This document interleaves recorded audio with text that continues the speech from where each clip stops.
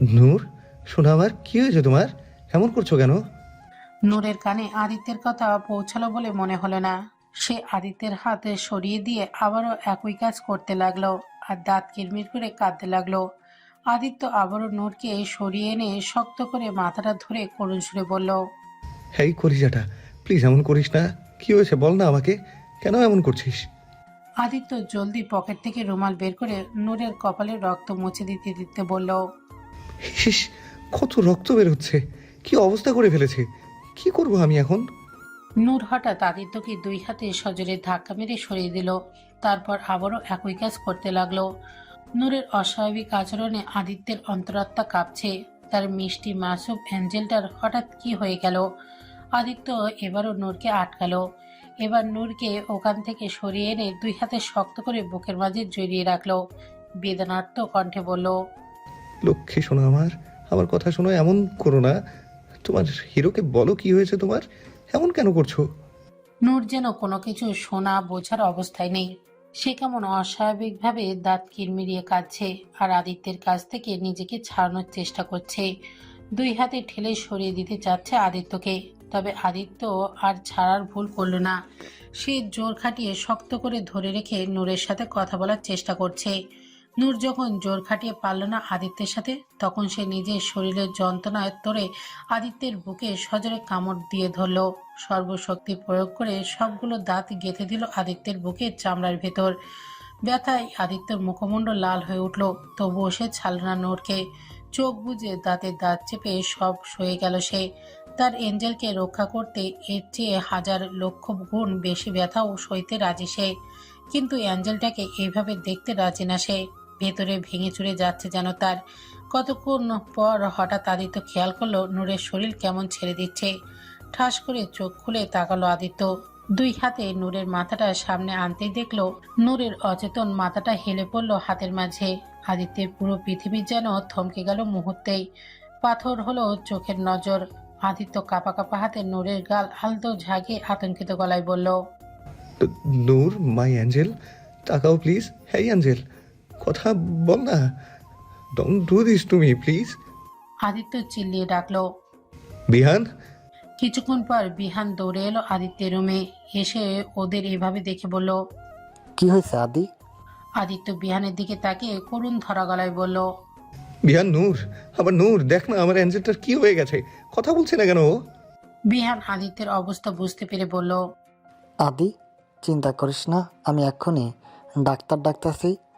কিছু হবে না ভাবির, একদম চিন্তা করিস না।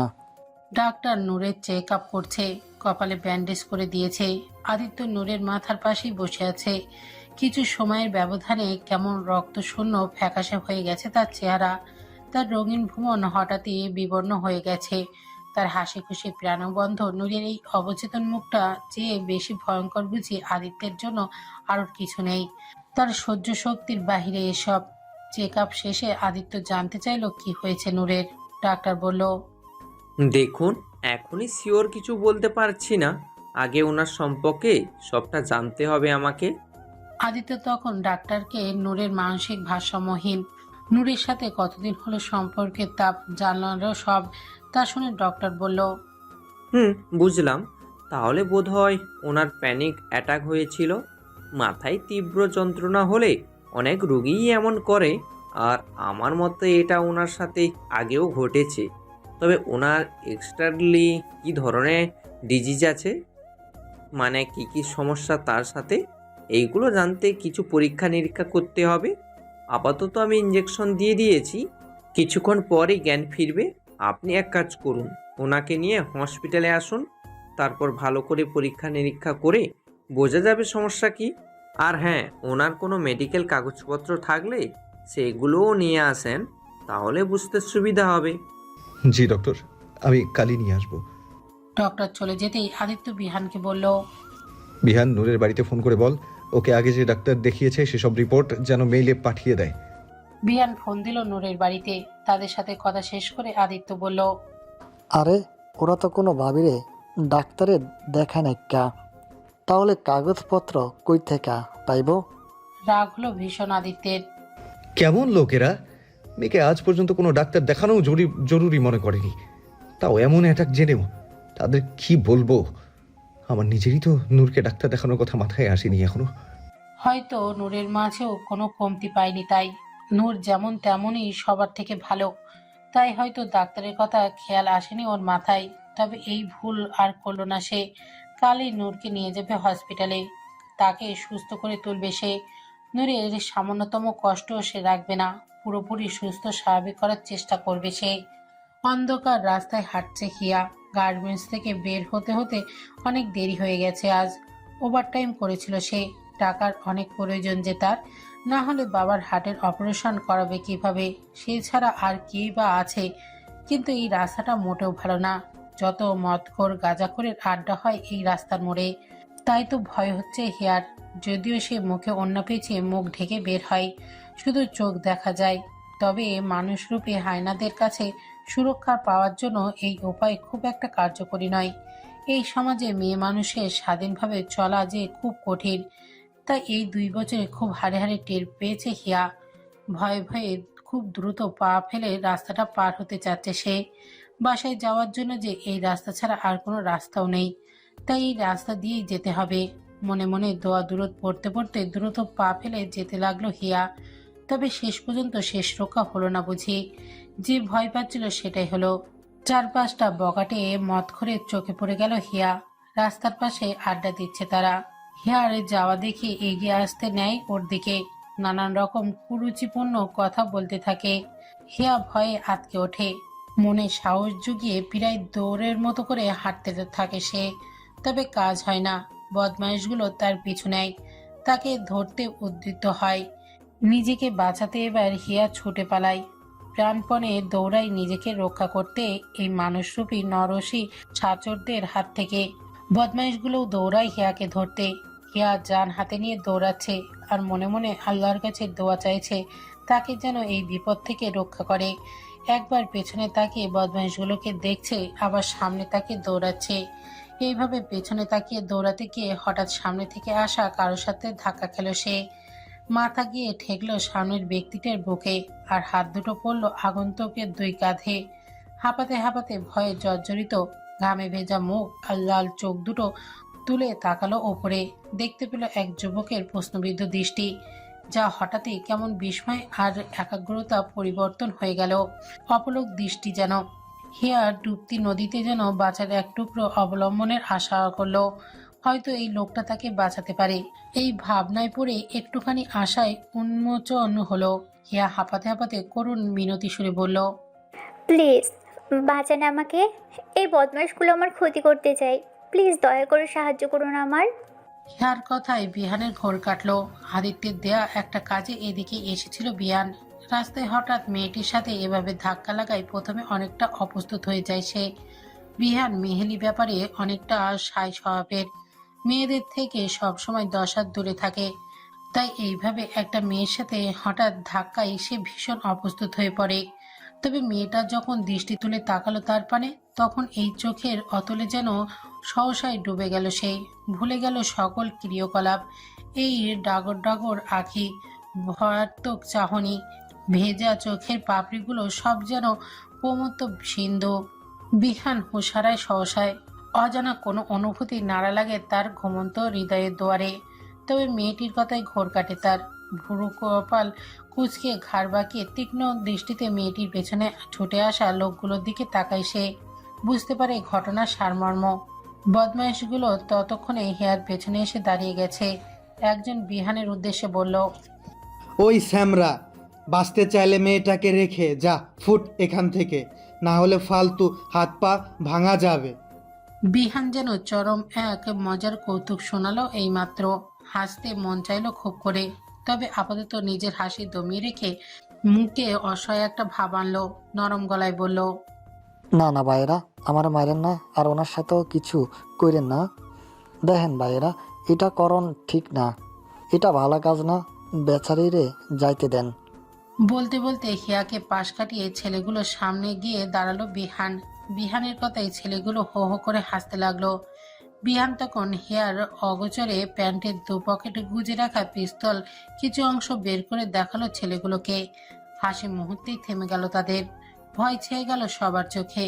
বিহান চোখের ইশারায় বলল যত দ্রুত সম্ভব এখান থেকে চলে যেতে। ছেলেগুলো নিজের জানের ভয়ে পালালো ওখান থেকে। হিয়া কিছুটা অবাক হলেও আপাতত তার মান রক্ষা পেয়েছে, এটাতেই জানে পানি এলো তার। হিয়া বিহানের সামনে গিয়ে কৃতজ্ঞতা প্রকাশ করে বলল, কি বলে যে ধন্যবাদ দেব জানা নেই, আপনি আমার প্রাণে বাঁচালেন। আর না না, আমি কি করলাম? আসলে ওনারা নিজেদের ভুল বুঝতে পেরেছে তো, তাই নিজে থেকেই চলে গেছে। সে যাই হোক, হয়েছে তো আপনার কারণেই।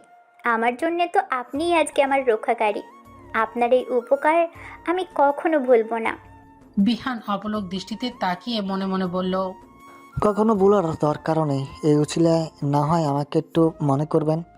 তারপর বলল, আচ্ছা চলুন, আপনাকে আপনার বাসা পর্যন্ত পৌঁছাই দিচ্ছি। এদের কোনো ভরসা নাইকা। জি। দুজন পাশাপাশি হাঁটতে লাগলো। বিহানের খুব ইচ্ছা করছে আবারও মেয়েটির চোখ দুটো দেখতে, কিন্তু এভাবে সরাসরি তাকানোর শোভনীয় না।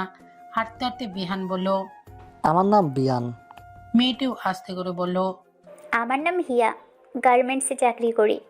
মেয়েটির কণ্ঠ সুন্দর, কেমন নতুন এক আবহাওয়া কাজ করছে বিহানের মাঝে, যা আগে কখনো হয়নি। কিছুক্ষণের মধ্যেই ওরা হিয়ার বাড়ির সামনে চলে আসে। হিয়া বলে, আমার বাসা চলে এসেছি। আবারও অনেক ধন্যবাদ আপনাকে, আসি এখন। বিহানের খুব বলতে ইচ্ছা হলো আবার কি কখনো দেখা করতে পারবো, তবে তা আর বলা হলো না। হিয়া চলে গেল বাসার ভেতর। বিহান তাকিয়ে রইল সেই পানে। এ কোন মায়ের টানে জড়ালো সে? এসব তো তার জন্য না, তবে কেন এই মোহ এলো তার জীবনে? নূরকে নিয়ে হসপিটালে এসেছে আদিত্য। ডাক্তারের দেওয়া পরীক্ষা নিরীক্ষাগুলো করেছে, এখন রিপোর্ট দেখছে ডক্টর। আদিত্য চিন্তিত ভারাক্রান্ত মুখে বসে আছে। ভয় হচ্ছে তার এঞ্জেলের রিপোর্ট যেন খারাপ কিছু না আসে। নূর পাশে বসে আছে। অবুঝ নূরের মাঝে নেই কোনো চিন্তা ভাবনার ছাপ। সে তো চঞ্চল, উৎসুক নয়নে এদিক ওদিক দেখতে ব্যস্ত। টেবিলে ওপরে রাখা ডাক্তারি ইকুইপমেন্ট গুলো নাড়াচাড়া করে দেখছে। ডক্টর রিপোর্ট দেখে আদিত্যের উদ্দেশ্যে বলল, মিস্টার আদিত্য, আপনার সাথে একা কথা বলতে হবে একটু। আদিত্য মাথা নেড়ে নূরকে বাইরে নিয়ে এলো। বাইরে বিহান আর আবির ছিল। আদিত্য ওদের বলল নূরকে দেখে রাখতে। নূরকে ওদের কাছে রেখে আদিত্য ভেতরে এলো। ডক্টর তখন আদিত্যের উদ্দেশ্যে বলল, রিপোর্ট দেখে যা বুঝলাম, মিসেস নূরের সমস্যা অনেক দিনের, আর কোনো চিকিৎসা না পাওয়ায় তার সমস্যা আরও বৃদ্ধি পেয়েছে। এই অ্যাটাকগুলো এক কারণেই হয়েছে। আসলে যখন মাথায় তীব্র যন্ত্রণা হয় তখন পেশেন্ট সইতে পারে না, যন্ত্রণায় হুঁশ হারিয়ে ফেলে, তখন এমন নিজের মাথা নিজেই বাড়ি দেয়। আদিত্য ভীতিকর কণ্ঠে বলল, ডক্টর, ওর এই সমস্যা কিভাবে ঠিক হবে? ওকে ওই যন্ত্রণা পেতে আর দেখতে চাই না আমি। প্লিজ ওকে ওই যন্ত্রণা থেকে বাঁচান।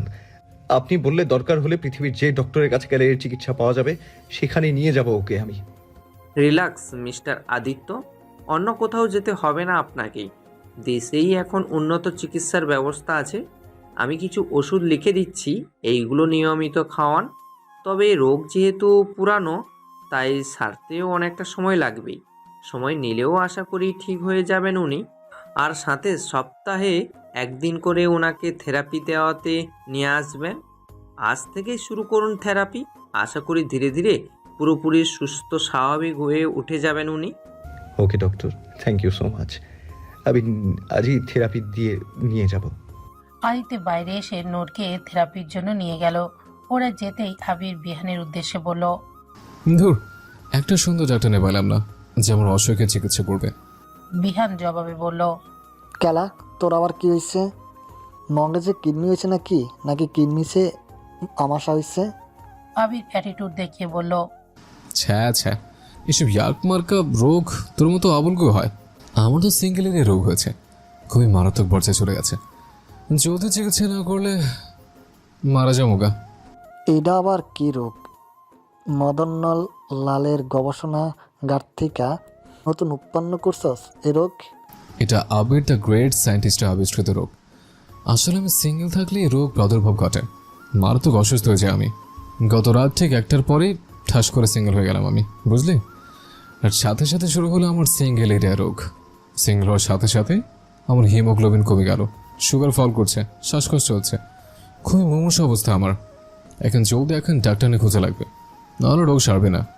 আহারে শূন্য দিলে বহুত দুঃখ পাইলাম, দুঃখে একেবারে ডায়রিয়া হওয়ানের দশা।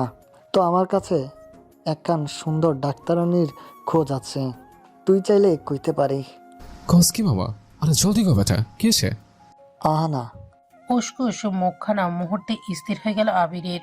সরু চোখে তাকিয়ে বলল, আবার শুরু করেছিস তুই? সব কথার মাঝে তুই আলনিকে টেনে আনিস কেন? কারণ ভাল লাগে আমার। তোর কোনো সমস্যা? আবির তীক্ষ্ণ দৃষ্টিতে তাকিয়ে রইল বিহানের দিকে। তারপর হঠাৎ বাঁকা হেসে বলল, আচ্ছা, তোর ভাল লাগে আনলি রে, ফাইন। তাহলে তো তোর জন্য সুপারিশ করতে হয়। 10টা না 5টা না একটাই তো ফাটা বাঙ্গি মার্কের দোস্ত তুই আমার। তোর জন্য এটা করা তো আমার গুরু দায়িত্ব। দাঁড়া, এক্ষুনি তোর মালকাবানের সাথে রটনা ফিক্স করে দিচ্ছে। বলেই বিহানকে কিছু বলার সুযোগ না দিয়ে আবির ফোন বের করে কারোর নাম্বারে ফোন লাগালো। লাউড স্পিকারে রাখলো ফোন। অনেকক্ষণ ফোন বাজার পর ফোন রিসিভ হলো। ওপাশ থেকে মেয়েলি কণ্ঠ বলল, বলুন। আবির বলল, দিন দিন ম্যানার্সে চরম ঘাটতে দেখা দিচ্ছে তোর ভেতর, আর নেই?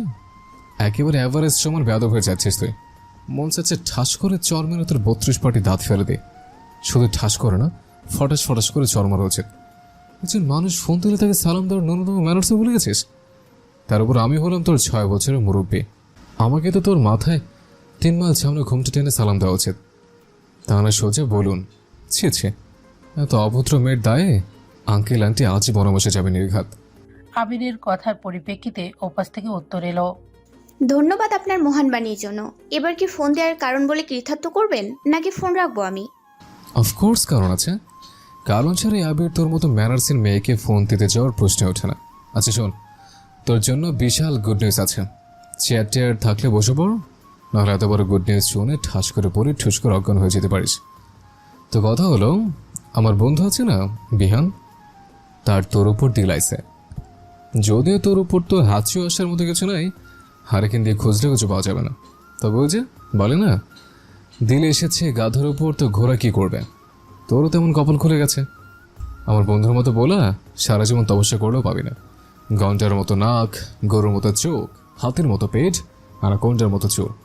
হাসলে গাধার মতো লাগে, আর গাদলে ব্যাঙের মতো। মনে কর পুরো একখান চিড়িয়াখানা।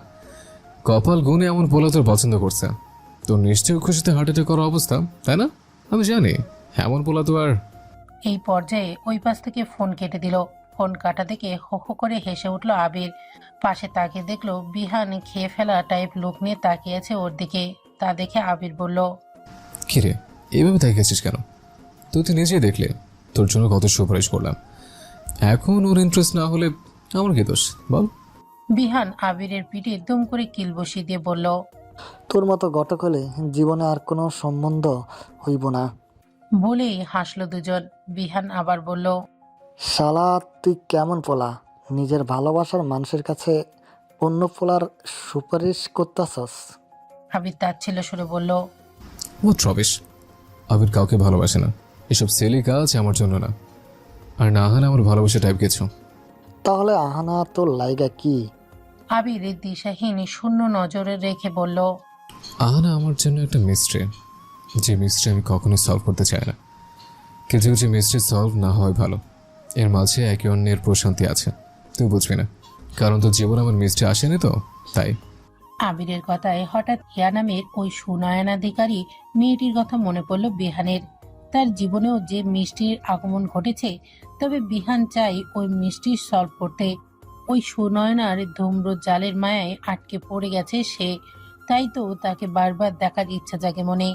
এই প্রথমবার মন অবাধ্য হচ্ছে বিহানের, কিছুতেই মানছে না বারণ। তবে কি ওই নিষিদ্ধ জালে আটকে গেল সে? ওদের কথাবার্তার মাঝেই আদিত্য নূরকে নিয়ে বেরিয়ে এলো থেরাপি শেষ করে। ওদের কাছে এসে আদিত্য বলল, তোরা নূরের সাথে দাঁড়া এখানে, আমি ফার্মেসি থেকে ওষুধগুলো নিয়ে আসছি। আদিত্য যাওয়ার পর আবির নূরের সাথে টুকটাক কথা বলছিল। হঠাৎ নূরের চোখ কিছুতে পড়ল এবং তা দেখে কেমন যেন অন্যরকম হয়ে গেল নূর। কেমন ভয়ে জড়সড় হয়ে গেল, যেন কিছু একটা দেখে ভয় পেয়ে গিয়েছে সে। আবির বিহান দুজনেই বিষয়টা খেয়াল করলো। আবির বলল, ভাবি কি হচ্ছে, ভয় পাচ্ছেন কেন? নূর কিছুই বলছে না, শুধু কিছু একটা দেখে ভয়ে ওদের পিছে লুকিয়ে পড়ছে। একটু পর আদিত্য নূরের ওষুধ কিনে ফিরে এলো।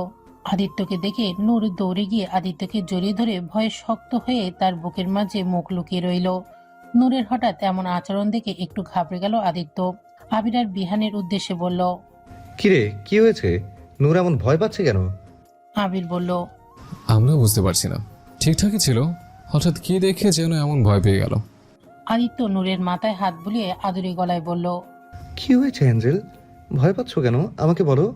তোমার হিরো আছে না, ভয় কিসের? বলো কি হয়েছে।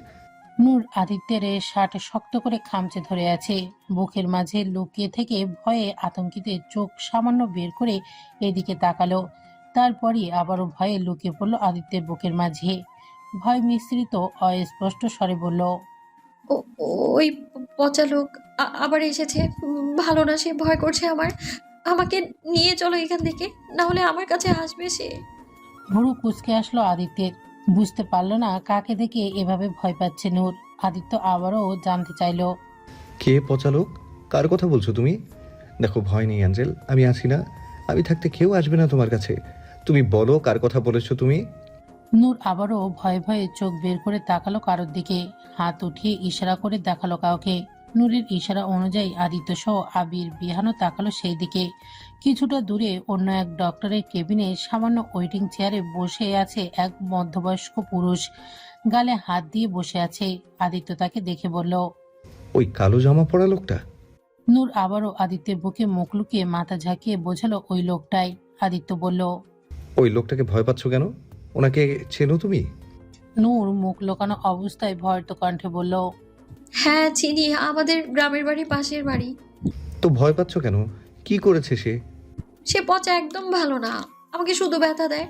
আমাকে একলা পেলে বাগানে নিয়ে গিয়ে আমাকে কামড়ায়। নূর তার সম্মুখ ভাগে হাতের দিয়ে দেখালো, তারপর বলল। আরো আমার জামা। আদিত্য তড়িৎ গতিতে নূরকে বুকের মাঝে শক্ত করে জড়িয়ে ধরে বলল। আর বলতে হবে না, বুঝতে পেরেছি আমি। আবির আর বিয়ানও ঘটনা বুঝতে পেরে মুখ অন্যদিকে ঘুরিয়ে ফেলল। নিজেদের পুরুষজাতি হওয়া নিয়ে যেন ঘৃণা হচ্ছে তাদের। আদিত্যের মুখমণ্ডল তৎক্ষণাৎ রক্তিম বর্ণ ধারণ করে, যেন দাবানল টকবকি উপচে পড়ছে। কপালের রগ ফুলে হয়েছে নীল। ক্রুদ্ধ হিংস্র চোখে নজর ওই জঘন্য লোকটার উপর। আদিত্যের এমন ভয়াবহ অগ্নিমূর্তি রূপ দেখে বিহান আবির দুজনেই ঘাবড়ে গেল। কারণ তারা বুঝে গেছে এই লোকটাকে কোনো কিছুর বিনিময়ে আজ বাঁচানো যাবে না আদিত্যের হাতে খুন হওয়া থেকে। বিহান আদিত্যের কাছে গিয়ে বলল। দেখ আদি, এটা হসপিটাল, এখানে কিছু করলে ধরা খেয়া যাবি। আমরা পরে ওরে উঠাইয়া নিমু। আদিত্য ক্ষিপ্ত চোখে বিহানের দিকে তাকিয়ে বলল। Do you think I care all this? I will not spare this bastard for a second. He have to die right now. এবার আবির এগিয়ে এসে বলল। কি বলছে ছেড়ে দিতে? ও শাস্তি পাবে, তবে মৃত্যুর জন্য সহজ শাস্তি। আর তাছাড়া ও যার সাথে অন্যায় করেছে শাস্তিও সেই দিবে। ভাবি ওকে শাস্তি দিবে। মানে কি বলতে চাচ্ছিস তুই? আবির রহস্যময় হেসে বলল। এখনই বুঝতে পারবি। তারপর নূরের উদ্দেশ্যে বলল। চলো ভাবি, আজ আমরা ডক্টর খেলবো। আবির একটা ওয়ার্ড বয়কে ডাক দিল। তার পকেটে টাকার বান্ডিল গুজি দিয়ে কি করতে হবে বুঝিয়ে দিল। অপারেশন থিয়েটারে বেডে হাত পা বাঁধা অবস্থায় শোয়ানো হয়েছে লোকটাকে। আবির বিহান ডাক্তারিদের সার্জারি অ্যাপ্রন আর মাস্ক পরে এগিয়ে এলো লোকটির সামনে। লোকটা ভীতু গলায় বলল। ডাক্তার সাহেব, আমার এখানে আনছেন কে? আমার তো খালি দাঁতে ব্যথা, তার জন্য অপারেশন থিয়েটারে আনছেন কে? আবির বলে উঠল। দেখুন মিস্টার বিটিভি, আপনার পরীক্ষা নিরীক্ষা করে ধরা পড়েছে যে আপনার দাঁতের ভাইরাস ধীরে ধীরে আপনার পুরো শরীরে ছড়িয়ে পড়েছে। সেই ভাইরাস থেকে আপনার দি কোস্টা ফিকোস্টা, the Justin Bieber, the lady Gaga, the Joe Biden নামক ভয়াবহ রোগ হয়েছে। এতে আপনার কিডনি, লিভার, ফুসফুস, নার্ভুরি সব পচে গেছে। তাই আপনার সব কিছু অপারেশন করতে হবে। লোকটা ভীতু কণ্ঠে বলল। কি কোনে এগুলা? এখন রোগের নাম তো জীবনেও শুনি নাই, কিন্তু আমরা তো সব ঠিকই আছি। আবির ধমক দিয়ে বলল। চুপ, যেটা আমি না আপনি। আমি বলেছি রোগ হয়েছে মানে হয়েছে। এখন চুপচাপ শুয়ে থাকুন, আমাদের বড় ম্যাডাম এসে আপনার অপারেশন করবে। নূরও সার্জারির অ্যাপ্রন আর মাস্ক পরে দাঁড়িয়ে আছে, তবে যেতে ভয় পাচ্ছে লোকটির সামনে। আদিত্য নূরকে সাহস দিয়ে বলল। যাও অ্যাঞ্জেল, কোনো ভয় নেই। তোমার না ডাক্তার খেলার ইচ্ছে, যাও ইচ্ছে মতো খেলো আজ, কেউ ঠেকাবে না। ওই পচা লোকটার সাথে যা খুশি করো, কেউ বাধা দিবে না তোমাকে। আমি আছি না তোমার পাশে, কোনো ভয় নেই, যাও। নূর সাহস পেয়ে এগিয়ে গেল অপারেশনের বেডের কাছে।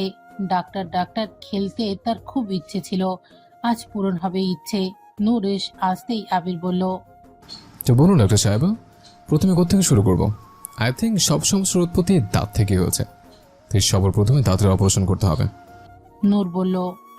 হ্যাঁ ঠিক বলেছ, প্রথমে আমরা দাঁত তুলবো। বিহান বিশাল বড় বড় লোহার স্ক্রুড্রাইভার, চেলাইরেন্স আর প্লাস এগিয়ে দিল নূরের দিকে। তা দেখে লোকটা ভয়ে চোখ বড় বড় করে বলল, এগুলো কি আনতেছেন? দাঁত তুলবেন নাকি গাড়ির স্ক্রু খুলবেন?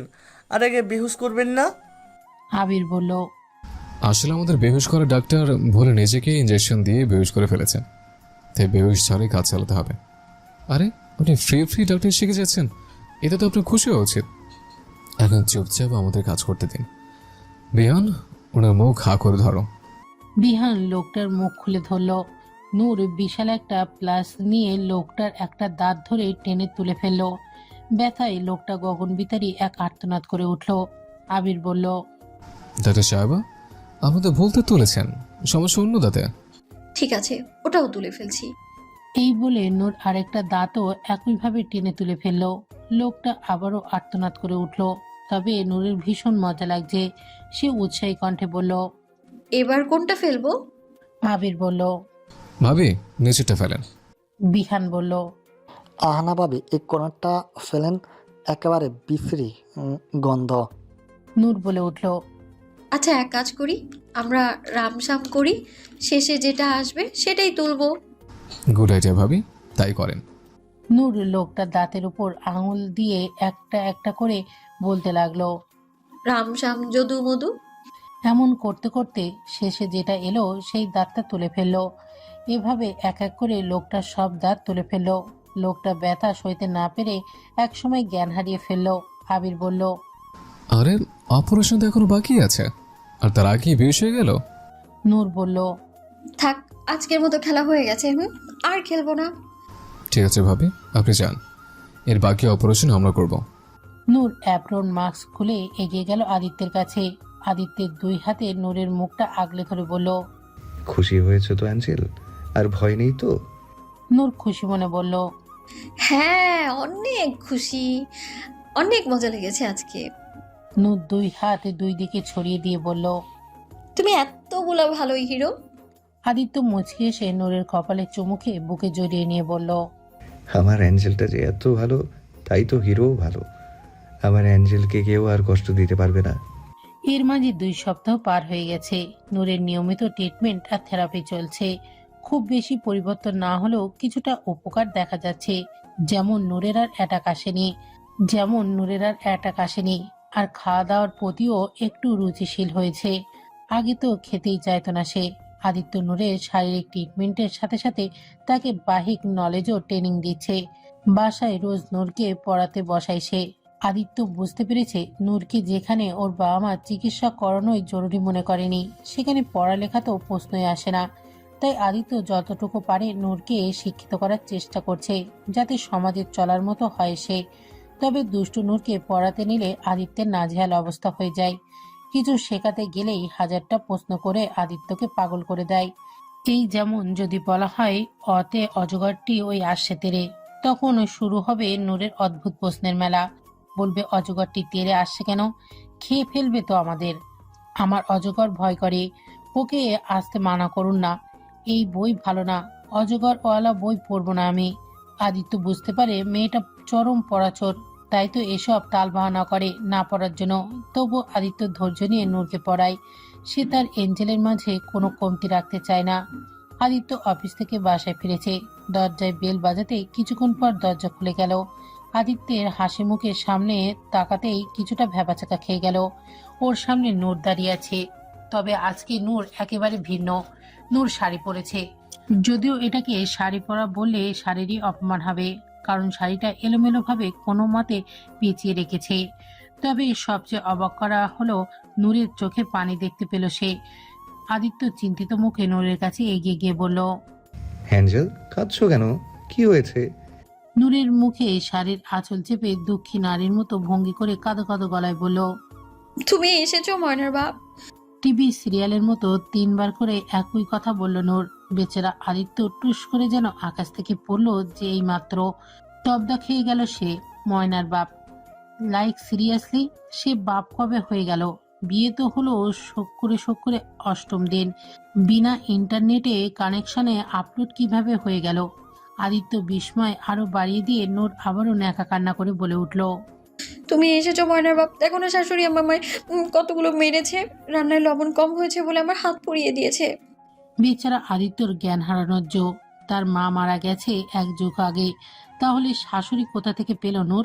আদিত্যর কেমন মাথা ঘুরছে, ভাবছে হয়তো নূরের মানসিক সমস্যা বেড়েছে। আদিত্য নূরের গালে হাত রেখে চিন্তিত মুখে বলল, নূর সোনা, কি হয়েছে তোমার? কি বলছো এসব আবোল তাবোল? শরীর খারাপ করছে? নূর প্রতিউত্তরে দুঃখিনী মাত্রা আরেকটু বাড়িয়ে দিয়ে বলল, হ্যাঁ হ্যাঁ, তুমি তো এটাই চাও, আমি অসুস্থ হয়ে মরে যাই আর তুমি আরেকটা বিয়ে করতে পারো। বলেই নূর টিভি সিরিয়ালের নায়িকাদের মতো কাঁদতে কাঁদতে দৌড়ে গিয়ে সোফার উপর ঠাস করে গিয়ে পড়ল। সোফায় 2 হাত আশ্রে আশ্রে আরো বেশি দুঃখিনী ভঙ্গিতে বলল, मैं तो लुट गई, बर्बाद हो गई। না হয় তোমার বাড়তি যৌতুকের টাকা এনে তোমায় দিতে পারিনি, তাই বলে তুমি আরেক বিয়ে করবে? একবারও ময়নার কথা ভাবলে না? আমার ময়নার যে ভাই বোন আসতে চলেছে তার কথাও ভাবলে না? আরে আর কত যৌতুক আনবো? যৌতুক আনতে আনতে তো আমার বাপের ভিটে মাটি সব শেষ করে দিলাম, আর কত চাও? এবার তো হার্ট অ্যাটাক হয়ে গেল বুঝি আদিত্যের। বিস্ময়ে বাকরুদ্ধ হতবিয় বলছে, আদিত্য আর যৌতুক, এটাও শোনাচ্ছিল তার? আর তার বউ একের পর বাচ্চা দিয়ে যাচ্ছে তাকে। মাথা ঘুরে পড়ে যাবে বুঝি এবার আদিত্য। তবে তার থেকেও বেশি আহত হলো আরেক ব্যক্তি, সে হলো দ্য গ্রেট আবির। মাত্রই এসেছিল সে। নূরের এসব কথা শুনে 2 হাতে 2 কানে চেপে ধরে নূরের থেকে বেশি মেলোড্রামে কি টিভি সিরিয়ালের ভঙ্গিতে 3বার করে বলল, নেহি নেহি নেহি। এ আমি কি শুনলাম? এই কথা শোনার আগে আমার 3 নম্বর গার্লফ্রেন্ড কেন মরে গেল না? এটা হতে পারে না, বলে দেয় সব মিথ্যে। আদি, তুই এমন জালিম অত্যাচারী হবি আমি ভাবতেই পারিনি। ভাবির সাথে তুই এমন অত্যাচার করিস? ছি ছি ছি, ভাবতেই করেছে ম্যালেরিয়া হয়ে যাচ্ছে আমার। কেমনে পারলি মাসুম মেয়েটার সাথে এমন অত্যাচার করতে? উপরওয়ালার ভয় কর আদি। ল্যাংটে এসেছিলি, ল্যাংটে যেতে হবে। টাকা পয়সা কিচ্ছু যাবে না, বুঝলি? আদিত্য দাঁতে দাঁত চেপে বলল, সারা পিরিয়ড, না হলে তোকে এক্ষুনি উপরওয়ালার কাছে পৌঁছে দিব। আবির ন্যাকা সুরে বলল, হ্যাঁ হ্যাঁ, দে দে। ভাবির সাথে সাথে এখন আমার উপরও তোর নির্যাতন চালাবি? এই ছিল তোর মনে? দোষ দোষ না রাহা, প্যার প্যার না রাহা। তখনই বিয়ান সেখানে এসে বলল, কি হইতাছে এখানে? আবির বলল, আর হচ্ছে না, হয়ে গেছে। এই আদি মনের বাপ হয়ে গেছে, তা জানিস তুই? তার উপর নাকি ভাবির যৌতুকের জন্য নির্যাতন এই নির্দয় জালিম আদি। বিহান বিস্ময়ের সুরে বলল, কচ কি মামা, আঙ্গ আদি এসব করছে? তাহলে বলছে কি, ওই দেখ ভাবি কিভাবে তার নির্যাতনের শিকার হয়ে কাঁদছে। এবার বিহানও আদিত্যের ওপর অসন্তুষ্ট হয়ে বলল, ছি ছিয়া আদি, তোর থেকে এমন আশা করি নিকা, দিলে বহুত চোট পাইলাম। আবিরও সহমত পোষণ করে বলল, হ্যাঁ ঠিক বলেছিস, এই পাষণ্ড জালিমের কাছে আমরা আর এক মুহূর্ত ভাবিকে রাখবো না। আবির নূরের কাছে গিয়ে বলল, ভাবি চলো, তোমাকে আমরা নিয়ে যাব। এই জালিমের সাথে তুমি আর এক মুহূর্ত থাকবে না, চলো এখান থেকে, তোমার ভাই এখনো বেঁচে আছে। নূর মাথা তুলে আবারও টিভি সিরিয়ালের মতো 3বার করে বলল, কি কি কি? হ্যাঁ ভাবি চলো, তোমাকে এখান থেকে নিয়ে যাব। নূর দক্ষিণী ভঙ্গিতে বলল, না ভাই, তা হয় না। স্বামী যেমনই হোক, মারুক কাটুক, তবুও তার পায়ের তলে পড়ে থাকাটাই টিভি সিরিয়ালের নায়িকাদের নিয়ম। আমিও তাই করব। না হলে টিভি সিরিয়াল কিভাবে খেলবো? আদিত্য ভুরু কুচকে বলল। 1 মিনিট, টিভি সিরিয়াল খেলবো মানে? তখনই জামিলা এগিয়ে এসে বলল, আরে মানে আমি বলছি, বৌমনি সে সকাল থেকে একটানা একদম চোখ গেড়ে দিয়ে টিভি সিরিয়াল দেখেছিল। তারপর থেকেই বলছে সে টিভি সিরিয়াল খেলবে, তখন থেকে এসব করছে সে। আদিত্য বেচারা হাঁপ ছেড়ে বাঁচল। যাক, তাহলে এইসব তার দুষ্টু পরিটার খেলা ছিল। নূর তৎক্ষণাৎ উঠে দাঁড়িয়ে হাসি মুখে বলল, আরে হ্যাঁ, খেলছিলামই তো, অনেক মজা হচ্ছিল, আর একটু খেলি। আদিত্য এবার সরু চোখে আবির আর বিহানের দিকে তাকালো। আবির ফিসেল হেসে বলল, আরে আমি তো জানতামই ভাবি খেলা করছে, তাই আমিও একটু মজা করছিলাম। তাছাড়া কি আমি সত্যি সত্যি তোকে ওসব বলতে পারি নাকি? তুই তো আমার একমাত্র কলিজার ফুসফুসওয়ালা দোস্ত। বিহানও একইভাবে বলল। আরে আমিও তো মজাক করতেছিলাম মাইরি। আদিত্য স্মিত হেসে মাথা দুই দিকে নাড়ালো। ওর বাড়িটা যেন পুরো সার্কাস হয়ে যাচ্ছে দিনে দিনে। নূরের সাথে সাথে এই দুটাও যোগ দিয়েছে। রোজ নতুন নতুন ড্রামা খুলে বসে থাকে এরা। তবে এতে অসুখী না আদিত্য, বরং খুশি সে। তার এই মৃত বাড়িটা এখন প্রাণবন্ধ মনে হয়। এসব কিছু হয়েছে শুধুমাত্র তার এঞ্জেলের কারণে। আদিত্য নূরের কাছে এগিয়ে গেল, গালে হাত রেখে বলল। আজকের জন্য অনেক খেলা হয়ে গেছে, এখন চলো পড়তে বসতে হবে। নূর বাচ্চাদের মতো করে বলল। আর পড়তে ভালো লাগে না, আর একটু খেলা করি। দেখো, এমন করলে কিন্তু তুমি পচা মেয়ে হয়ে যাবে। তুমি কি পচা মেয়ে হতে চাও? না। তাহলে আমার কথা শোনো, চলো এখন পড়াশোনা শেষ করে আবার খেলো। আবির বলল। হ্যাঁ হ্যাঁ ভাবি, পড়াশোনা শেষ করে এসো, তারপর আমরা অনেক মজা করব। আচ্ছা। আদিত্য নূরের হাত ধরে ওপরে নিয়ে গেল। পরের দিন বিকেলবেলা বিড়ালছানা হাতে নিয়ে বাইরে হাঁটতে বের হলো নূর। তখনই আদিত্যের গাড়িও নিয়ে ফিরল বাসায়। গাড়ি থেকে নেমে নূরকে দেখে গাড়ি আর লক না করে এগিয়ে গেল তার কাছে। নূরের কাছে এসে মুচকি এসে বলল। কি করছে আমার অ্যাঞ্জেলটা? নূরও মিষ্টি হাসি উপহার দিয়ে বলল। এই যে রিমিকে হাঁটাতে নিয়ে এসেছি, ঘরে বসে বসে অলস হয়ে যাচ্ছে ও। আচ্ছা তাই? তখনই আদিত্যের একটা অফিসিয়াল ইম্পর্টেন্ট ফোন এলো। ফোনে কথা বলে আদিত্য জানালো একটা জরুরি মেল পাঠাতে হবে। আদিত্য নূরের উদ্দেশ্যে বলল। তুমি খেলা করো অ্যাঞ্জেল, আমি এক্ষুনি আসছি। নূর ঘাড় কাত করে বলল। আচ্ছা। আদিত্য ভেতরে যেতেই নূরের চোখ পড়ল আদিত্যের রেখে আসা দরজা খোলা গাড়িটার দিকে। উৎসুক জাগলো তার মনে। সেই উৎসুক চোখে তাকিয়ে ধীরে ধীরে এগিয়ে গেল গাড়ির দিকে। নূর একসময় গাড়ির কাছে এসে দাঁড়ালো, চোখ পিটপিট করে কৌতূহলী দৃষ্টিতে তাকিয়ে রইল গাড়ির ড্রাইভিং সিটের দিকে। সে অনেকবার হিরোকে এখানে বসে এই মেশিনটা ঘুরিয়ে গাড়ি চালাতে দেখেছে। তারও খুব ইচ্ছে ভু ভু করে গাড়ি চালানো। আজকে সেও গাড়ি চালাবে, অনেক মজা হবে। নূর বিড়ালছানাকে নিচে নামিয়ে রেখে গাড়ির ড্রাইভিং সিটে বসলো। গাড়ি স্টিয়ারিং ঘুরিয়ে ঘুরিয়ে মুখে ভু ভু শব্দ করতে লাগলো নূর। কিন্তু গাড়ি তো সেভাবে চলছে না যেভাবে হিরো চালায়। নূরের মজা হচ্ছে না। নূর এদিক ওদিক তাকিয়ে নানান বাটন টিপতে লাগলো। এভাবে একসময় চাপ লেগে গাড়ির ইঞ্জিন চালু হয়ে গেল। গাড়ি এগোতে লাগলো সামনের দিকে। এবার নূরের মজা লাগছে। নূর স্টিয়ারিং ঘুরিয়ে ঘুরিয়ে খেলতে লাগলো। মজা পেয়ে হাসছে সে। গাড়ির লনের মাঝে এলোমেলো ঘুরছে শুধু। বিষয়টা দেখে গার্ডগুলোর খটকা লাগলো। তারা ভালো করে খেয়াল করে দেখলো গাড়িতে নূর বসে আছে। এটা দেখে ঘাবড়ে গেল। বুঝতে পারলো কত বড় দুর্ঘটনা হতে চলেছে। তারা জোরে জোরে ম্যাডাম ম্যাডাম বলে ডাকতে লাগলো। কিন্তু নূর তার মতো গাড়ি নিয়ে খেলেই যাচ্ছে। গার্ডরা সিচুয়েশন কন্ট্রোল করতে না পেরে এবার জোরে জোরে আদিত্যকে ডাকতে লাগলো। আদিত্য স্টাডি রুমের কম্পিউটার থেকে মেল পাঠাচ্ছিল। বাইরে থেকে হইচয়ের আওয়াজ শুনে ভ্রু কুঁচকে আসে তার। কি হয়েছে দেখতে বাইরে বেরিয়ে আসে সে, এবং বাইরে এসে যা দেখে তাতে পায়ের নিচ থেকে মাটি সরে যায় তার। মুহূর্তের মাঝে থমকে যায় যেন তার পৃথিবী। চোখে মুখে ছড়িয়ে পড়ে তীব্র আতঙ্ক। তার প্রাণভোমরার সাথে বড় রকমের দুর্ঘটনা হওয়ার আতঙ্ক। যে দুর্ঘটনা আদিত্যের অন্তরাত্মা কাঁপছে। আদিত্য দেখলো নূরের গাড়ি সামনে সুইমিং পুলের দিকে এগোচ্ছে। আর একটু এগোলেই গাড়ি পুলের মাঝে পড়ে যাবে। আদিত্য পাগলের মতো ছুটলো গাড়ির দিকে। নূর তখনও আপন মন খুশি মতো গাড়ি চালানোর মজা নিচ্ছে। আদিত্য নূরের গাড়ি থামাতে দৌড়ে ছুটলো তার কাছে। চিল্লে ডাকতে থাকলো নূরকে। নূর, এ কি করছো তুমি? গাড়ি বন্ধ করো। ওই লাল বাটনটা চাপ দাও। কিন্তু নূর গাড়ির ভেতর থেকে কিছু শুনতে পাচ্ছে না। আদিত্য নূরের গাড়ি থামাতে ওর গাড়ির সামনে আসতে চাইলো, কিন্তু নূর এলোমেলোভাবে স্টিয়ারিং ঘোরানোতে ঠিক মতো যেতেই পারল না গাড়ির কাছে। বিহানও ততক্ষণে চলে এসেছে। সেও এসব দেখে ভীষণ ঘাবড়ে গেল। আদিত্য নূর দুজনের জন্যই চিন্তা হচ্ছে, কারণ আদিত্য নূরকে বাঁচাতে গিয়ে নিজে গাড়ির সামনে চলে গেছে। বিহানও কোনোভাবে চেষ্টা করছে গাড়িকে থামানোর, কিন্তু এই মুহূর্তে ভেতর থেকে ছাড়া গাড়ি বন্ধ করা যাবে না। আদিত্য গাড়ি ধরতে যাচ্ছে, কিন্তু নূর এলোমেলো স্টিয়ারিং ঘোরাতে সে ধরতে গিয়েও বারবার মুখ থুবড়ে পড়ে যাচ্ছে। পুড়ে হাত পায়ে অনেক জায়গায় ব্যথা পেয়ে ছিলেও যাচ্ছে। তবে তাতে বিন্দুমাত্র ভ্রুক্ষেপ নেই আদিত্যর। তার জান তো আটকে আছে নূরের মাঝে। যে করেই হোক নূরকে বাঁচাতে হবে তাকে, না হলে সে যে নিঃস্ব হয়ে যাবে। নূরের কিছু হয়ে গেলে বাঁচবে কি করে সে? নিজের ওপর তীব্র রাগ হচ্ছে তার, এতটা যে নিজেকে গুলি করে দিতে ইচ্ছে করছে। সে কিভাবে এতটা বেখেয়ালি হয়ে গেল? গাড়ি লক করে আসলে এমনটা হতো না, তার জানটা আজ এভাবে ভয়ঙ্কর অবস্থায় পৌঁছাতো না। গাড়ি প্রায় পুলের কাছে চলে এসেছে। আদিত্যের হৃৎপিণ্ড চিপে আসছে তার প্রাণ ভোমরার কিছু হয়ে যাওয়ার ভয়ে।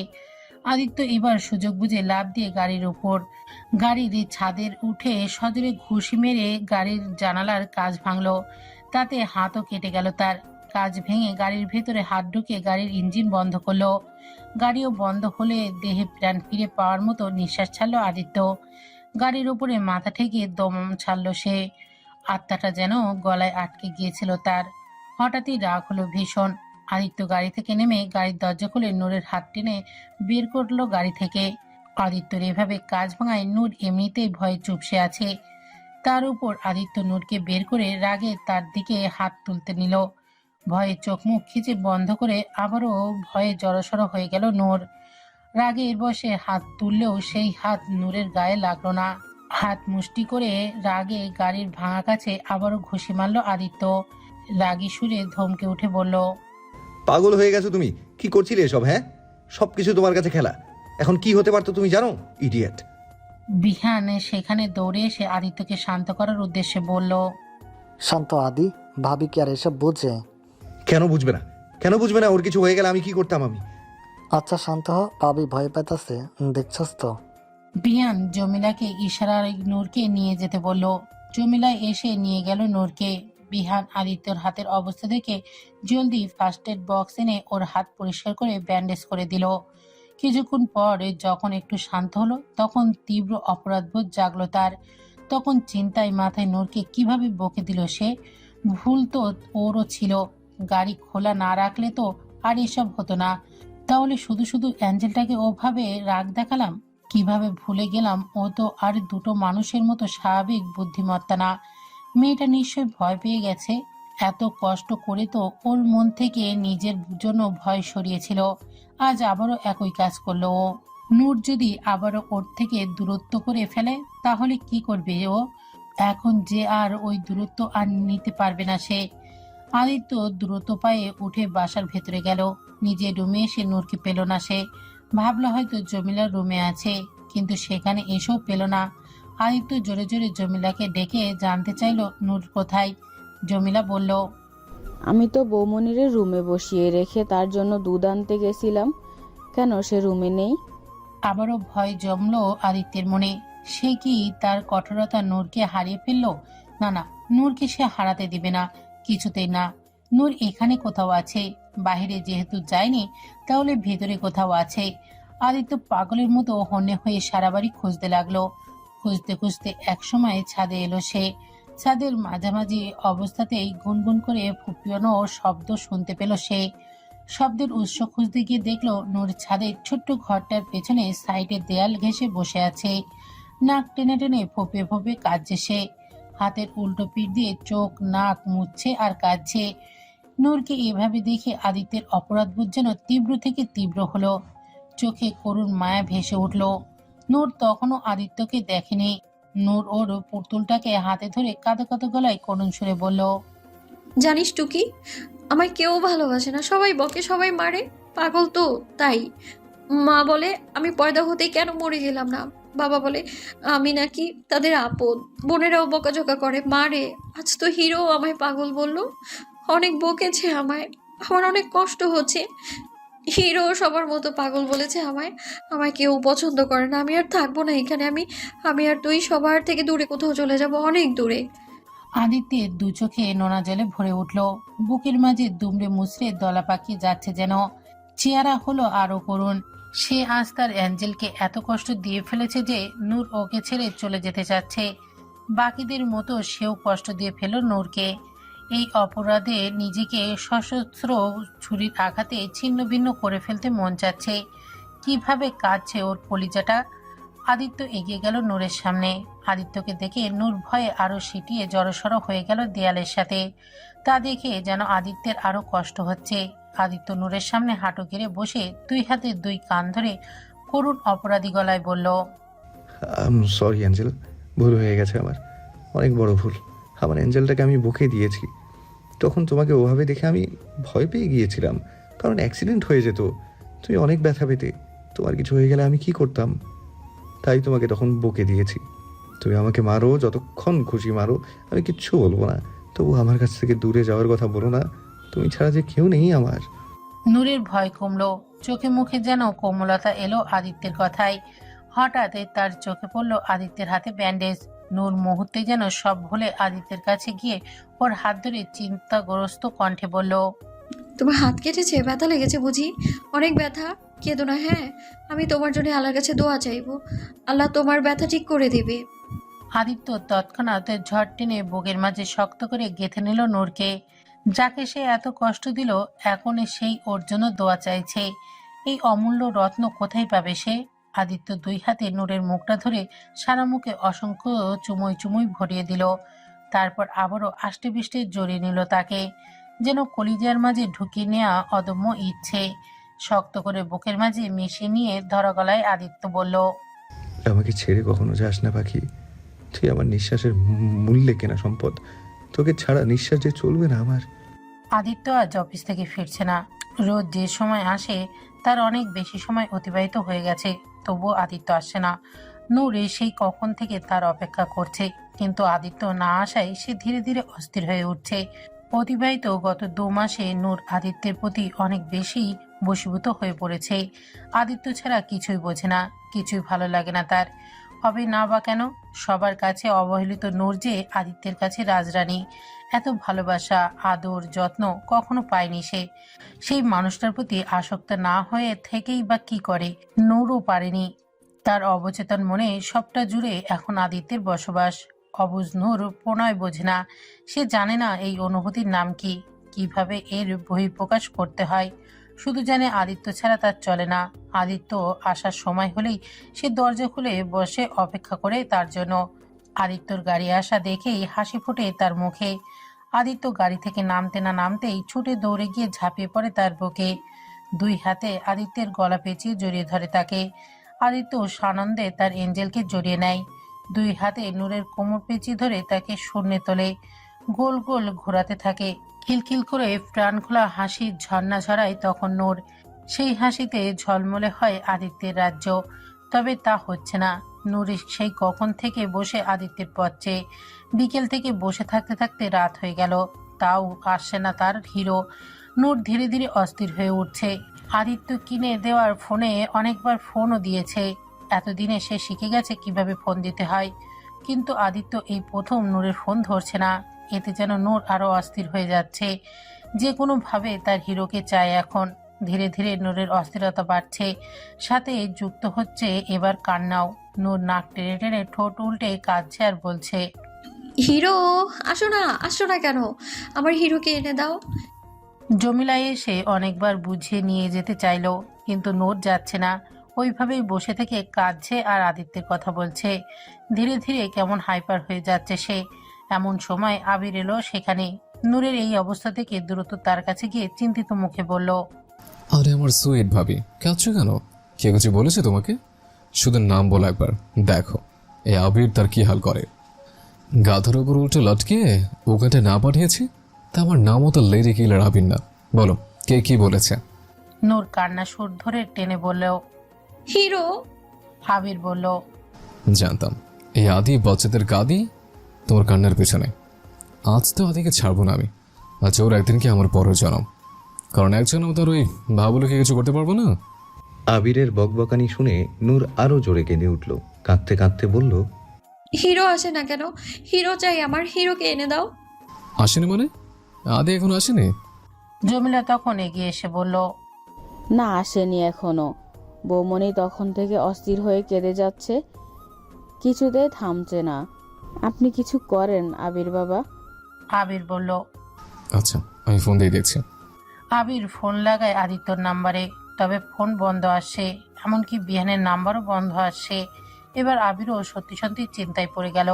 আদিত্য সব সময় রিক্সের মাঝে থাকে, শত্রুর অভাব নেই তার। সেই দিন বিহানের কাছেও শুনেছিল এসআর গ্রুপের সাথে তাদের সংঘর্ষ হয়েছে অনেকবার, কারণ সব বিদেশি ডিলগুলো আদিত্যের হাতে আসে। কারণ আদিত্যের ক্ষমতার সামনে অন্য দল পেরে ওঠে না, আর তাতেই তাদের রাগ। এই রাগের জেরে আদিত্যের উপর প্রাণঘাতী হামলাও করার চেষ্টা করেছে অনেকবার, যদিও তা বিফলে গেছে। কিন্তু শত্রু সফল না হওয়া পর্যন্ত চেষ্টা ছাড়ে না। সময় অতিবাহিত হয়, সাথে সাথে নূরের অস্থিরতা আরও বেহাল হতে লাগে। কিছুতেই তাকে সামলানো যাচ্ছে না। আবির ভীষণ চিন্তিত হয়ে পড়ল। এভাবে চলতে থাকলে নূর জ্ঞান হারিয়ে ফেলতে পারে। আবির আপাতত নূরকে শান্ত করার জন্য বলল, আচ্ছা ভাবি, কেতো না, চলো আমি তোমাকে তোমার হিরোর কাছে নিয়ে যাচ্ছি। এবার একটু কান্নার সুর কমল নূরের। সে তৎক্ষণাৎ বলল, হ্যাঁ হ্যাঁ চলো, হিরোর কাছে যাব আমি। আচ্ছা চলো, আগে কান্না থামাও। আবির নিজের গাড়িতে নূরকে নিয়ে আদিত্যের অফিসের উদ্দেশ্যে বের হলো। যদিও জানে না অফিসে আদৌ আদিত্যকে পাওয়া যাবে কিনা, তবে নূরকে শান্ত করার আর কোনো উপায় মাথায় আসে না আপাতত। তাই এখন এটাই একমাত্র উপায়। গাড়িতে যেতে যেতে আবির নূরকে স্বাভাবিক রাখতে বলল, এই স্বামীরা এমনই হয় বুঝছো ভাবি, স্বামীদের টাইট দিয়ে রাখতে হয়, না হলে একটু ঢিলা পেলে হাত থেকে ছুটে যায়, বুঝলে? আজকে পেলে একেবারে টাইট দিয়ে রাখবে, যাতে ঢিলা না হয়। নূর কি বুঝলো কে জানে, সে বিস্ময়কর চোখ করে বলল, ও তাই বুঝি। আর বলছো কি তাহলে? বুদ্ধিমান বৌদের আসল কাজটা এটা, আমার কথা মনে রাখবে, বুঝছো? মিনিট 30 পর আদিত্যের অফিসে এসে পৌঁছালো ওরা। আবির নূরকে নিয়ে অফিসের ভেতরে ঢুকলো। ভেতরে রিসেপশনের মেয়েটির কাছে গিয়ে বাঁকা হেসে বলল, হ্যাঁ বিউটিফুল, টেল মি, আদি ভেতরে আছে? মেয়েটি জবাবে বলল, জি স্যার আছে, তবে এখন তার কাছে যাওয়া যাবে না। স্যারের একটা ইম্পর্টেন্ট সিক্রেট মিটিং চলছে, কাউকে সেখানে যেতে বা ডাকতে নিষেধ করেছে। আবির রিসেপশনের ডেস্কের ওপরে হাত রেখে মেয়েটির দিকে ঝুঁকে ফ্ল্যাটিং ভঙ্গিতে বলল, I like secret meeting. I think তোমার আমারও সিক্রেট মিটিং করা উচিত। It's very important, you know, it's good for health also. এতে সিঙ্গেল এরিয়া রোগ সেরে যায়, আর বেশি বেশি সিক্রেট মিটিং করলে শরীরে ভিটামিনের ঘাটতিও পূরণ হয়। আবিরের ফ্ল্যাটিং এর মাঝে নূর পেছন থেকে ভেতরের দিকে চলে যায়। কিছু দূর এগোতেই আদিত্যকে দেখতে পেল সে। কাঁচের দেয়ালে ঘেরা রুমটার ভেতরে দাঁড়িয়ে হাত নাড়িয়ে কথা বলছে সে। তাকে দেখেই নূরের ঠোঁটে যেন কাঙ্ক্ষিত হাসি ফুটল। নূর দিক বেদিক না দেখে ছুটে আদিত্যের কাছে দৌড়ে ছুটে গিয়ে দরজা ঠেলে ভেতরে ঢুকে কোনো কিছু না ভেবেই সোজা গিয়ে আদিত্যকে জড়িয়ে ধরল। দুই হাত আদিত্যের পিঠে জড়িয়ে ধরে বুকে মাথা রেখে কাঁদো কাঁদো গলায় নূর বলল, তুমি কোথায় চলে গিয়েছিলে হিরো? আসছিলে না কেন বাসায়? আমি সেই কখন থেকে তোমার জন্য অপেক্ষা করছিলাম, তুমি আসো না কেন? নূরের কষ্ট হচ্ছিল, অনেক কষ্ট। আদিত্য মিটিংয়ে ছিল। সামনের মিটিংয়ে সব মানুষ বসে আছে। এমতো অবস্থায় নূর এভাবে হুট করে চলে আসায় আদিত্য প্রথমে অনেকটাই অবাক হয়ে যায়। মিটিংয়ের লোকগুলো হতবাক দৃষ্টিতে তাকিয়ে থাকে ওদের দিকে। বিহানও একটু থতমত খেয়ে যায়। তবে আদিত্য বুঝলো নূর ওকে না পেয়ে অস্থির হয়ে গেছে, তাই এখন তার নূর ছাড়া অন্য কিছু ভাবার সময় নেই। আদিত্য নূরকে এক হাতে জড়িয়ে নিয়ে মিটিংয়ের সদস্যদের উদ্দেশ্যে করে বলল, sorry gentleman's, the meeting is over নাও। বলেই আদিত্য নূরকে নিয়ে মিটিং রুম থেকে বেরিয়ে গেল। বিহান সিচুয়েশন বুঝে সবাইকে বুঝিয়ে বলার চেষ্টা করলো। আদিত্য নূরকে নিয়ে নিজের কেবিনে এলো। নূর তখনও আদিত্যকে শক্ত করে ধরে আছে আর ফুপিয়ে যাচ্ছে। আদিত্য দুই হাতে নূরের মুখটা সামনে ধরে আদুরে গলায় বলল, হেই অ্যাঞ্জেল সোনা, কাঁদছো কেন? এই দেখো আমি এখানেই আছি তোমার কাছে। নূর নাক টেনে বাচ্চাদের মতো ফোপাতে ফোপাতে বলল, তুমি আসোনি কেন? নূরে কষ্ট হচ্ছিল তো, এতগুলো কষ্ট হচ্ছিল, এই যে এইখানটায় ব্যথা হচ্ছিল অনেক, জানো? আদিত্য মায়াময় দৃষ্টিতে তাকিয়ে রইল নূরের মুখ পানে। তার এঞ্জেল তাকে ফিল করতে শুরু করেছে। তাকে না পেয়ে ব্যাকুল হচ্ছে। এ যেন পরম প্রাপ্তির সমাহার আদিত্যের জীবনে। আদিত্য কণ্ডরত নূরের কপালে কপাল ঠেকিয়ে প্রাপ্তিময় হেসে বলল, তাই আমাকে না পেয়ে কষ্ট হচ্ছিল তোমার? হ্যাঁ হচ্ছিল তো, অনেক। ওই যে মগনলালের বড় ভুঁড়িওয়ালা পেটের চেয়েও বেশি কষ্ট হচ্ছিল, জানো? হাসলো আদিত্য। তার এঞ্জেলটা সত্যিই জাদুর কাঠি। মুহূর্তেই তাকে খুশিতে ভরিয়ে দেয়। এই যে এতক্ষণ টেনশনে ছিল, তার শত্রুপক্ষ তাদের ক্ষতি করার জন্য নতুন নতুন চাল চালছে। আদিত্যর বিজনেসের ক্ষতি করার চেষ্টা করছে। এইসব নিয়েই মিটিং চলছিল। আদিত্যর বিশ্বস্ত পার্টনারদের সাথে সিক্রেট মিটিং চলছিল। এই কারণে সেফটির উদ্দেশ্যে ফোনটাও বন্ধ ছিল সবার। তবে নূর আসতেই তার সব টেনশন যেন মুহূর্তেই গায়েব হয়ে গেছে। এখন তার মন মস্তিষ্ক জুড়ে খুশিময় প্রশান্তির ছায়া। আদিত্য নূরকে পাজা কোলে তুলে নিয়ে ওর কেবিনে নিজের আসনে বসিয়ে দিল। তারপর নিজে নূরের সামনে হাঁটু গেড়ে বসলো। নূরের দুই হাত নিজের হাতের মাঝে নিয়ে চুমু খায় তাতে। নূরের দুই হাতে নিজের দুই গালে চেপে ধরে আদুরে অপরাধী সুরে বলল, হিরোর অনেক বড় ভুল হয়ে গেছে। হিরো অনেকগুলো সরি অ্যাঞ্জেল, আর কখনো এমন ভুল হবে না। কখনো আমার অ্যাঞ্জেলকে কষ্ট দিব না। এবার কান্না বন্ধ করো প্লিজ, তাহলে একটা জাদু দেখাবো তোমাকে। নূর এবার চোখ বড় বড় করে কৌতূহলী কণ্ঠে বলল, জাদু? কি জাদু বলো না? এক্ষুনি দেখাচ্ছি। আদিত্য উঠে দাঁড়িয়ে ওর গদি চেয়ারে জোরে একটা ঠেলা দিল। সাথে সাথে এই চেয়ারটাই গোল গোল ঘুরতে লাগলো। তা দেখে বিস্ময়ে আনন্দিত হয়ে গেল নূর। আদিত্য বারবার ঘোরাতে লাগলো আর নূর বিস্ময়ে আনন্দে খিলখিল করে হাসির ঝর্ণা ঝরাতে লাগলো। খুব উপভোগ করছে সে এই জাদুটা। তার হাসির ঝর্ণাধারায় ভিজছে আদিত্যের হৃদয় রাজ্য। মুখ নামিয়ে এক হাতে নূরের কান নিচে রেখে তার কপালে পরম ভালোবাসার চুমু খেয়ে বলল, আমার জাদুর ময়না পাখিটা। হঠাৎ দরজায় কড়া পড়ল। আদিত্য উঠে দাঁড়িয়ে বলল, কাবিন। দরজা ঠেলে ভেতরে এলো অফিসের এক ফিমেল কর্মচারী। আদিত্যের উদ্দেশ্যে বলল, স্যার, এই ফাইলে আপনার সিগনেচার লাগতো।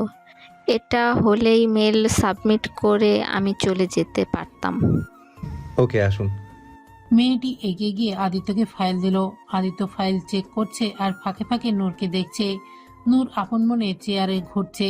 আদিত্য ফাইল দেখা শেষে সিগনেচার করে মেয়েটিকে দিয়ে বলল, নিন, সময় অনেক হয়ে গেছে, আপনি এখন বাসায় যেতে পারেন। Okay sir. মেয়েটি ফিরে যাওয়ার জন্য ঘুরে দাঁড়াতেই ফ্লোরে কার্পেটের সাথে তার হিল বেঁধে গিয়ে পড়ে যেতে নিল সে। আচমকায় এমন হয় মানবিকতার মনোভাবে আদিত্য মেয়েটিকে পড়ে যাওয়া থেকে বাঁচাতে তার দুই কাঁধে পেছনে হাত ঠেকিয়ে তাকে বাঁচালো। মেয়েটিকে দাঁড় করিয়ে দিয়ে বলল, ইউ ওকে? জি স্যার, সরি। It's okay. মেয়েটি চলে যেতে চাইলে আরও একটা সমস্যা হলো। মেয়েটির কিছু চুল আদিত্যের শার্টের বোতামের সাথে পেঁচিয়ে গেছে, যার দরুন চুলের টান লেগে আবারও আদিত্যের দিকে আসতে হলো তাকে। দ্রুত ভয়ে ভয়ে আদিত্য বোতাম থেকে চুল ছাড়ানোর চেষ্টা করলো সে। এতে মেয়েটাকে আদিত্যের অনেকটাই কাছাকাছি গিয়ে দাঁড়াতে হচ্ছে।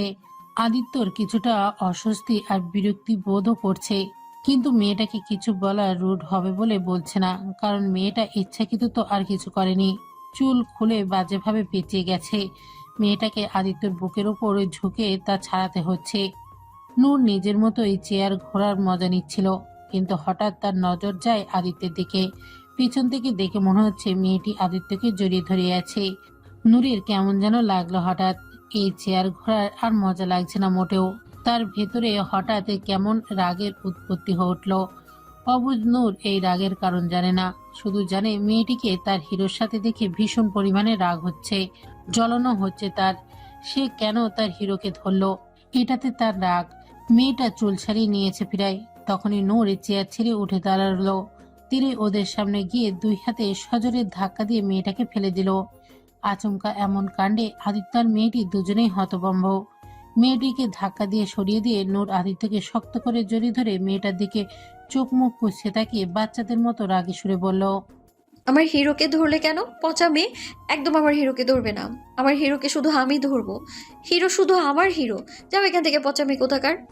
আদিত্যের হৃদয় মনে যেন এক প্রবল প্রাপ্তির আলোড়ন সৃষ্টি করলো, কারণ সে বুঝতে পারল নূর জেলাস ফিল করছে। অন্য মেয়েকে তার পাশে সহ্য করতে পারছে না। তার মানে নূরের অবুঝ মন তাকে নিজের করে নিয়েছে। এই যেন জীবনের শ্রেষ্ঠ প্রাপ্তি আদিত্যর। এত খুশি কিভাবে সামলাবে সে? আপাতত নিজেকে সামলে আদিত্য মেয়েটির উদ্দেশ্যে বলল, সরি মিস কণা, ও আসলে একটু অবুঝ, কিছু মনে করবেন না। কণা মুচকে এসে বলল, ইটস ওকে স্যার, আমি বুঝতে পেরেছি। কণা যেতে যেতে একবার পেছনে তাকিয়ে আবারও দেখলো ওদের। ভালোবাসা দেখতেও ভালো লাগে, এভাবে ভালো থাকুক ভালোবাসাগুলো। কণা যেতেই আদিত্য আষ্টেপৃষ্টে জড়িয়ে নিল নূরকে বুকের পিঞ্জিরায়। নিজেকে আজ সার্থক মনে হচ্ছে, সর্বসুখী সে, কারণ তার কাছে তার এঞ্জেল আছে যে। আদিত্য খুশিতে নূরকে পাজাগুলা তুলে নিয়ে গোল গোল ঘোরাতে লাগলো আর হাসতে লাগলো। তার সাথে তাল মিলিয়ে হাসলো নূরও। নূরকে নিয়ে বাসায় ফিরতে ফিরতে প্রায় 12টা বেজে গেল। আসার সময় বাইরে খেয়ে এসেছে সবাই। গাড়িতে নূর ঘুমো ঘুমো ভাব দেখে আদিত্য নূরকে কোলে নিয়েই রুমে এলো। নূরকে বিছানায় শুয়ে দিয়ে আদিত্য ড্রেসিং টেবিলের সামনে গিয়ে হাতের ঘড়ি খুলছিল। তখনই কিছু একটা মনে আসতেই হঠাৎ নূরের ঘুম উড়ে গেল। ঠাস করে উঠে বসলো সে। আদিত্যের দিকে পিট নজরে তাকিয়ে রইল কিছুক্ষণ, তারপর উঠে দাঁড়িয়ে এগিয়ে গেল আদিত্যের সামনে। তাকে দেখে আদিত্য মুচকি এসে বলল, কি হলো? অ্যাঞ্জেলের ঘুম ভেঙে গেছে? নূর ফট করে বলে উঠল। হিরো, তোমার শার্ট খোলো। ভেবাচেকা খেয়ে গেল আদিত্য, থতমত কণ্ঠে বলল, মানে শার্ট খুলবো কেন? কারণ আমি বউদের আসল কাজটা করবো আজ, সেটার জন্যই শার্ট খোলা জরুরি। বেচারা আদিত্য তবদা খেয়ে গেল পুরো।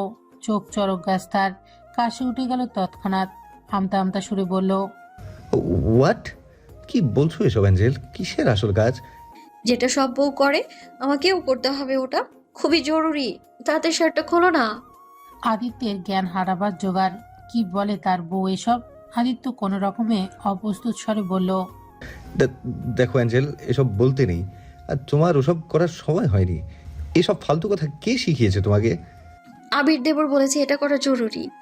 আদিত্যের চরম রাগ হলো আবিরের ওপর। ইডিয়েটটা কি সব বলছে নূরকে? আদিত্য ফিচেল গলায় বলল, দেখো অ্যাঞ্জেল, ওর কথা শুনো না। ওর কাজই শুধু ফালতু কথা বলা। নূর জেদ ধরে বলল,